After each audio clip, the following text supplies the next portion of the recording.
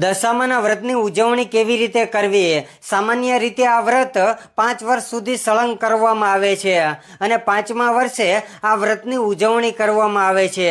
આ વ્રતની ઉજવણી કેવી રીતે કરવી એ જાણતા પહેલા કમેન્ટમાં જય દશામાં લખી દેજો.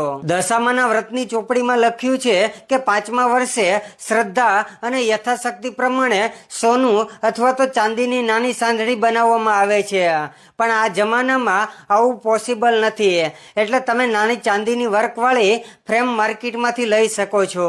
10મા દિવસે કોઈ સદાચારી બ્રાહ્મણને ઘેરે બોલાવીને પૂજા કરાવી અને તેને ભોજન કરાવવું અને તેને દક્ષિણા આપવી અને 5 નાની કન્યાઓને ઘરે બોલાવીને જમાડીને તેને શણગારની વસ્તુ અથવા તો ભેટ આપવી. પૂજા અર્ચના પૂર્ણ થયા પછી ચાંદીની સાંઢળી, વસ્ત્ર અને અનાજ બ્રાહ્મણને દાન આપી દેવામાં આવે છે. અને માં દશામા પાસે વ્રત દરમિયાન કોઈ પણ નાની મોટી ભૂલ થઈ હોય તો તેની માફી માંગી લેવી અને પરિવારની સુખ સમૃદ્ધિના આશીર્વાદ લઈ લેવા. જય દશામા.